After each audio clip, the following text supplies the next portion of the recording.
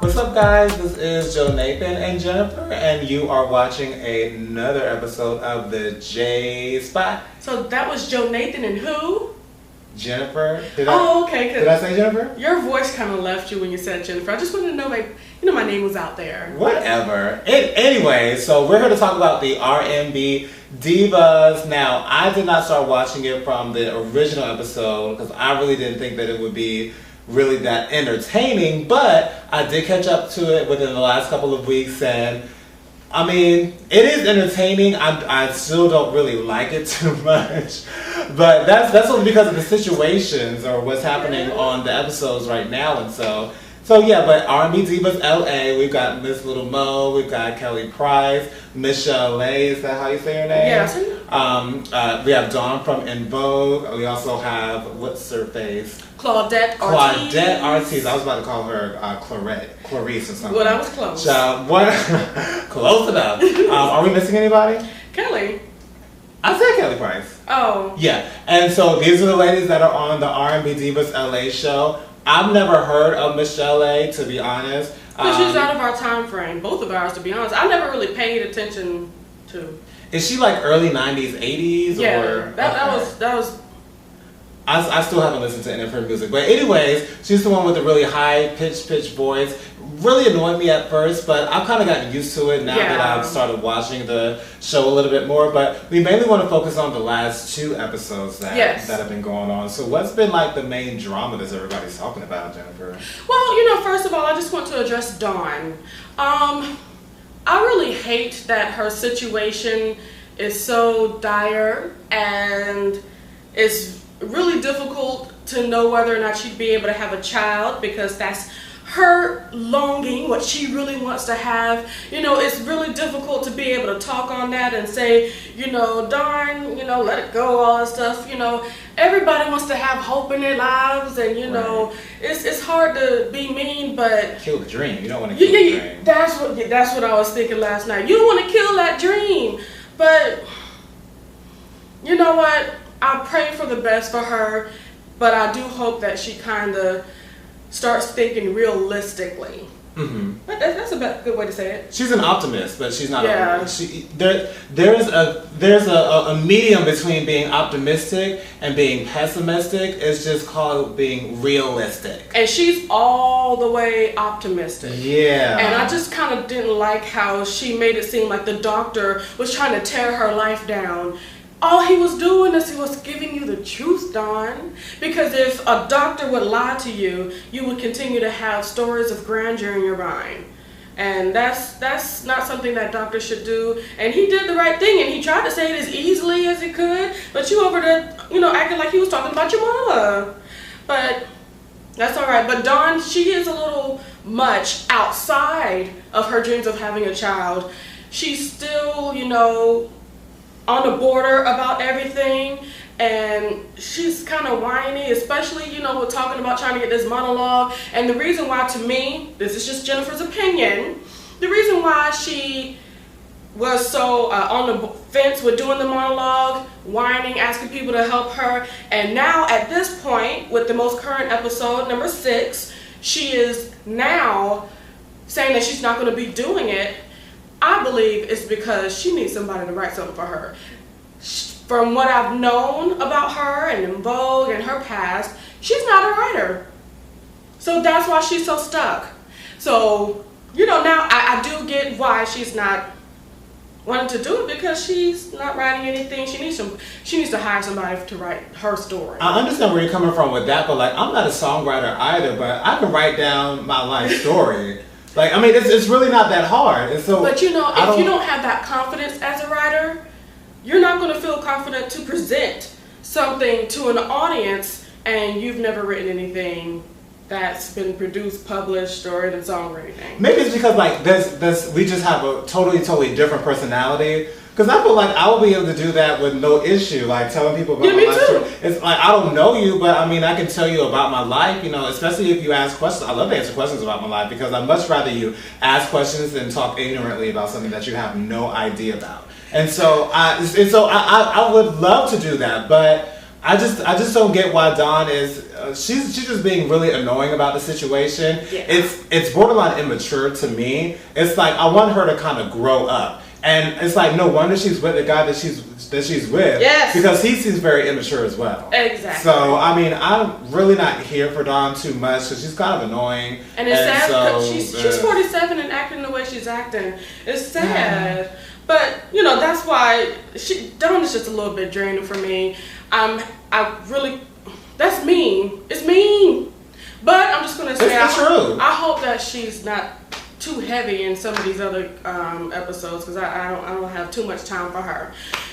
Anyway, moving along, let's just talk about Claudette. You know, we can't really talk too much about her because she wasn't in too much in the last episodes, like at all. No. So yeah, we can move on. But what I will say about her is her story about her being with somebody, in the group and then going to the other dude that's in the group. You know, when she told the story, she was talking about how Robbie, that's his name, I think, was an alcoholic at the time. They got together really young and he started putting hands on her. So in a situation where you're out there in the world, you're young, who are you going to run to? The closest person that's near you. That's the person that's actually already defending you. So I get where she's coming from. I've never really believed that she was a whore or anything like that. It's still a little dirty, yes. You know, you're going from one friend to another.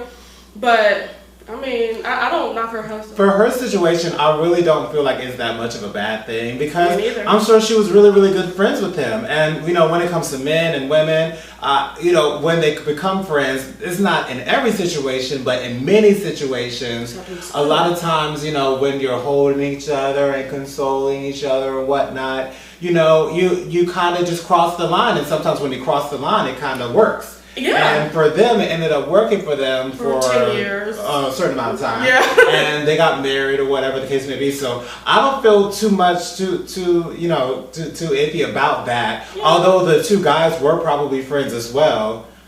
The situation makes sense to where she wasn't doing anything maliciously to get back at her ex or anything of that nature. She was just running to him for comfort. For comfort. And it turned into something else. That's what happens when you push people away.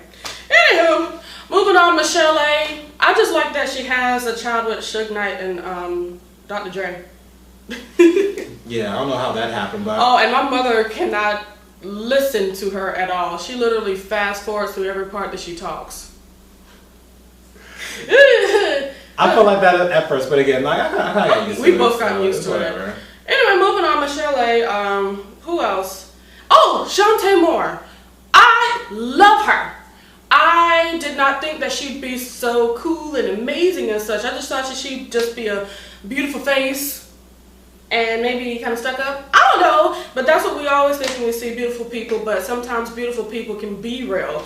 And that's who Shantae Moore is, and I absolutely love her. I like how she, as a lady, is standing up for herself. And I don't want to sound mean, of course, because I care about everyone. That's just my heart. But, you know, with the R&B Divas LA, you know, it's just a whole bunch of yelling and popping off really quick. It might be about where you're from. I'm not sure. But as a grown woman, I think that's the way you handle adversity. That's the word? Yeah. Adversity. She spoke to her in a calm manner because she could have went off on Kelly. Yeah. Especially with, you know, I don't know who Fred is, who is this dude, know what I mean? But when the episode before, Lil Mo told her about Fred. And then that episode also, I think the same episode, Shantae Moore told her about him after they, I think, met with him at least once. They did the right thing by coming to Kelly. So anyone could have went off on that moment, but she really just took a seat back and then addressed what she had to say. Okay. And that's horrible what Kenny is doing to her. Yeah, her whole custody thing where Kenny's trying to get custody of their child. I mean, you know, that's one reason why. Well, that's one reason why I'm glad I'm not a female because there's no way for me to get pregnant or anything of that nature. Get caught up. And, end up being attached to someone basically for the rest of your life. Some people say 18 years, but you're still attached to that person for the rest of your life, even after your child is grown. And so to have to deal with someone that you don't necessarily care for and you don't get along with, I would never want to have to be in that type of situation. Yeah, you have no choice but to deal with that. And I'm the type of, with me being a Libra, we don't like confrontation whatsoever. And so whenever we have to, confront anything or be around someone that we don't necessarily care for, we tend to kind of back away from the situation. But in that situation, you really can't do that. You have to face it head on, and that's something that I would never want to have to go through. But I love Shantae Moore's personality. Like, she would be really, really cool to hang around. Incredibly cool. Good girlfriends with, good Judy, all that good stuff. I never really paid attention to her music before watching the show. I've always heard of her, and I've always enjoyed her voice, but I never really was interested in hearing what her music had to offer. So, but she has a wonderful personality, and I probably will start getting into her music now. Me too. Like, whatever she comes out with next, I can't wait to, get into that. She does have a new album out now. It's called More Is More. Oh, well, pray. Thank you. That's amazing. And if you're not familiar with her voice and how well she can sing, I urge you to go upon YouTube and look up her BET performance. It was a tribute to Donna Summer. Yes, she sang Love to Love You Baby and Bad Girls. She sang. Moving on, let's talk about Lil Mo. Lil Mo, I've always enjoyed Lil Mo, and I was really happy to see that she was going to be there. I knew she was going to take over the show because her personality is huge. That's the only personality that I knew of before the show actually started. When she was in that little altercation with Kelly, let's not start there. Her husband, I'm not sure if I would have let my husband look like that every day on TV. All he needs is a haircut. Yeah, all he needs is a haircut and tighten up the scruffiness. It'll be amazing. But maybe that's what he's going for, the little I just got out of bed look. But no, I guess not every person on earth or African American male on earth has that. So it don't make no difference. Anywho, and I think it's beautiful that she has all her kids, well, most of her kids out with her. And that baby boy looks exactly like his daddy. My mama said he looks like a little man. Like a mini-me for his father. Kind of like T.I.'s kids. Yeah. Just like that. Okay, you can't deny none of them. None of them babies. Anyhow, going into, I love Lil Mo singing, and I grew up in the church, so of course I'm just gonna love all that she has to offer. But moving on to the whole situation with Kelly. My thing concerning Lil Mo, really quickly. I mean, I really like Lil Mo. I love her personality. I loved her interview with Kevin and McKell on the Scorpion Show. It really lets you get to know Lil Mo, because before that interview, all I knew was her music. It seemed like she might have had a cool personality, but you really didn't know unless you followed her on Twitter, which I did not at the time and still don't now. But anyways, unless you followed her on Twitter, you really didn't have an idea of what her personality was. With that being said, the way that she's kind of handled the situation, besides Dawn, I'm talking about before she blew up on Dawn on the most recent episode, seemed a little quiet, seemed a little reserved, and when she was doing the confessionals after her little meeting with her, Shantae, and Kelly at that restaurant on the most recent episode, she was saying, I feel like I'm being let down right now, and that's what you're doing. You're letting me down. Why didn't you say that to Kelly at the dinner table? You know what? I do agree with that. I think these are my thoughts. I think that Lil Mo knows herself, and I believe that if she would have started, some people, when they start a conversation like that and they actually have deep feelings about it, I think she knows that she could actually quickly take it to another level. And I think she's trying to hold herself back, or at least try to have somewhat decorum. And for myself in situations like that, when I know that it's going to be a situation, but see, then again, you know, just like you said, I'm not really into the astrology stuff, but I am a Leo, and he knows that I have no problem with confrontation. I will bring something to the forefront if need be. So if I was her, yeah, I would have said something really quick right back at her. I would have sounded really calm and whatnot, but it has to be said. So what some people don't understand about confrontation is that, you know, confrontation is not always going to be something negative. Confrontation just means you're confronting something and you're addressing it. Because Jennifer, with her being a Leo, and that's what Leos do. Once there is an issue, it must be addressed immediately. But Jennifer's going to come to it, you know, with a calm and, you know, and very, very nice way. If it's as nice as possible, right? The best way to say it. It doesn't mean that you have to be negative about it. So I don't want people to mix it up, thinking that, you know, oh, she's confrontational, oh, she's gonna get hot, she's gonna turn up on you. Oh, but you know, it's not looking like that. But you know, just make sure that you address the situation exactly, and when always it needs be to a be lady. addressed. And that's why I felt like Lil Mo could have at least. Yeah. She knows herself better than I do. So, and we're totally two different people. But even me, I probably would have said. I would have said something Well, because girl. that was uncalled for. All of it was uncalled for, especially just like Shantae Moore said. You got in this man's face and totally disrespected him. To be honest, if he was, he is a Philly dude. Oh, and I actually heard an interview that Fred did with After Show Buzz, and basically, yeah. So basically, he was saying how he just didn't know what was going on. You know how we know how everything came about because we watched the show. He is stepping in there whenever we see him. What he knows is what he sees at that moment. So he didn't know what was going on, and he was talking about how he just had to keep himself together and just go along with it. I didn't think he was a punk or anything. And another thing about Lil Mo, she had two meetings with Fred. Once she had a meeting with Fred and her husband, and then on the most recent episode, she had a one-on-one with Fred. Yeah. And, you know, she's saying like, well, Fred, you know, I'm riding with you, and I don't want you to quit. It's like, where is this when Kelly's in the room? Like, I got so frustrated, especially when she was meeting with him with her husband at that diner. Yeah. She was like, you know, why did you leave? I wouldn't have left. Well, that's because Kelly's not yelling and screaming at you, Mo. She's screaming at Fred, and Fred knows himself, and Fred knows that would be very unprofessional for him to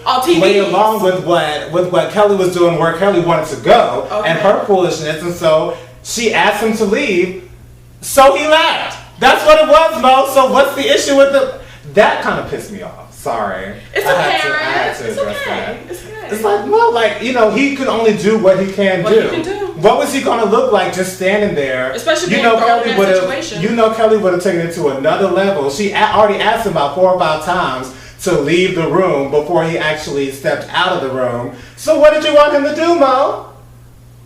She's like, you're the director, you're supposed to get us together, you're supposed to do this, you're supposed to do that. Like, she wants him to protect the situation, or he wants him to do more. But it's not his situation to protect. Right. Yeah. Like, how can he work when someone wants to be so difficult? Yeah.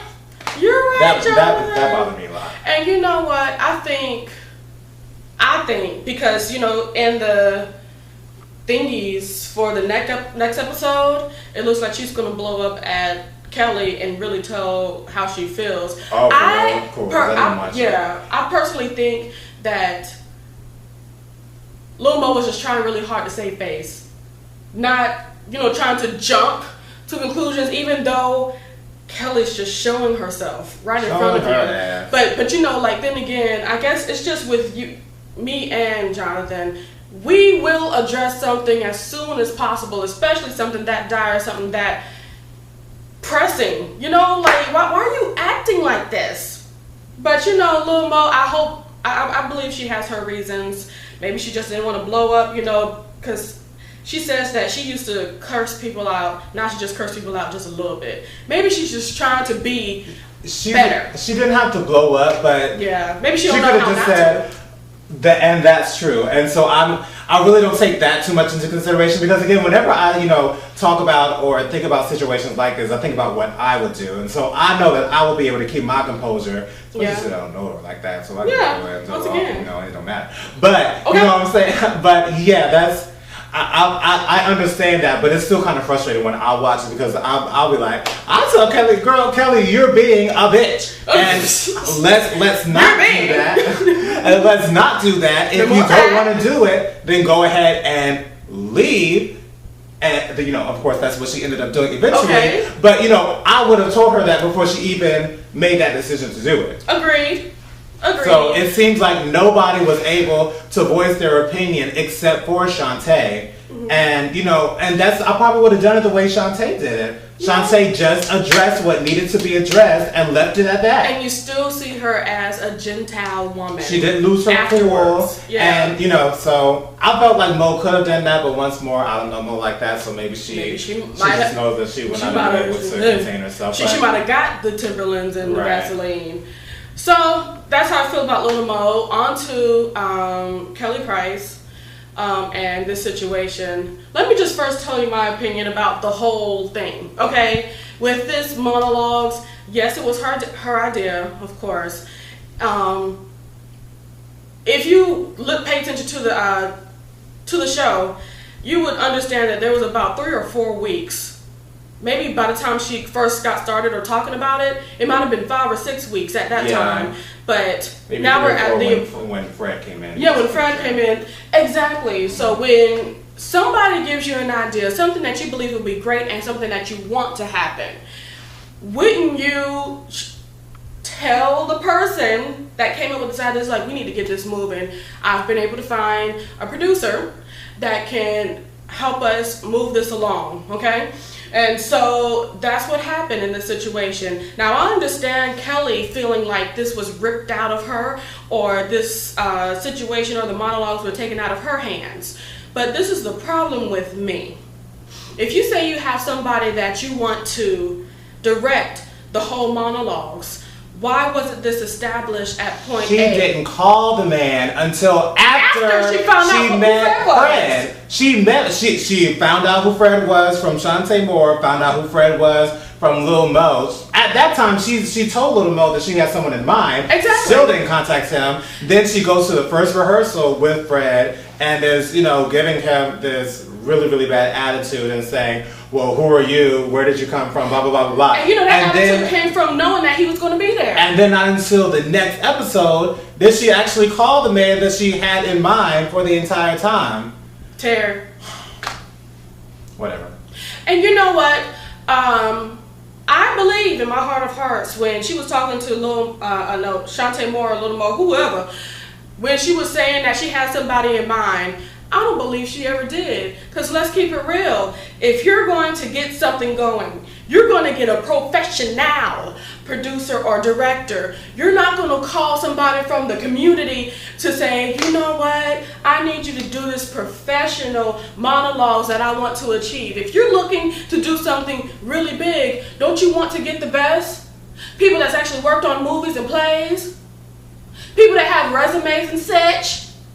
These are my thoughts and concerns. Why would you get the person that's helping out the children, as Funky Dineva said, the ghetto kid, the children from the ghetto, and oh gosh, I'm sorry, that's mean. Well, if they're ghetto, then they're ghetto. It is what it is. Anyway. But why would you get the person that's helping out the school production or the church production of Dreamgirls? No, thank you. She just grabbed her because she wanted her way. That's exactly, and her friend. And when he heard her, over the phone say, "I want you to help me out with these monologues," he just got excited because he wanted to do something. First of all, with Kelly Price, and like if it was a professional person, I really do believe that they would have at least gone into so what are you guys trying to do? Blah, how long blah, do we have? How long? What's your budget? What's everything? Questions like that. He just said, "Okay." Because when he went into that first meeting, or the only meeting that they had while he was in the room with Fred, it seemed like he was just making up things as they went along. Like, oh, well, first we're going to do this, and then we're going to do this. He didn't seem professional at all to me compared to Fred, who, as soon as they had their first meeting, he already had a board up, and he's like, okay, we're going to do this, and that. And then, you know, he had things together, and so, whatever. But I believe that Kelly said, okay, there's going to be this dude over here. And well, you know, maybe not, because he looked like he was like, I don't know what's going on. But I believe she said, I need you to have everything together when you come in. And I believe that's how he said, okay, we're going to do this, this, and that, and the third. But my whole thing is, Kelly really kind of showed herself in episode 5 when she said, I don't understand where I lost control of this. Really showing her heart and where she wants to be. She wants to be what? In control. She wants to have this all for herself, her be the head, and, you know, to me, it's like, how can you be in control of everything or have all of this to yourself when you did not think beyond the idea? Mm-hmm. You didn't think about who you were going to have as the producer or, you know, something like that. And you know what? I heard an interview with the Breakfast Club with Lil Mo. Lil Mo said that the show got Fred to come in. Producer of the show, they got him to come in. Mm-hmm. Exactly. So why are you going against not only, I believe Shantae Moore was for him and showing that she was for him, but why are you going against the show as well? That doesn't make any sense. But, you know, if you're talking about respect the process and go along with it, you should be able to do so as well. I'm just over her, period. Aren't we all? And then, oh gosh, when Dawn walked out as well we already talked about that. But with Kelly, totally unprofessional. If you don't want somebody to be there, why don't you just... Oh, I don't like it at all. Oh, and guess what? On YouTube, I think it's on Kelly Price's YouTube page. She actually has the monologues, and it's just with her and Dawn. And I actually had to make Jonathan listen to at least some of it because he saw just at least a little tiny bit.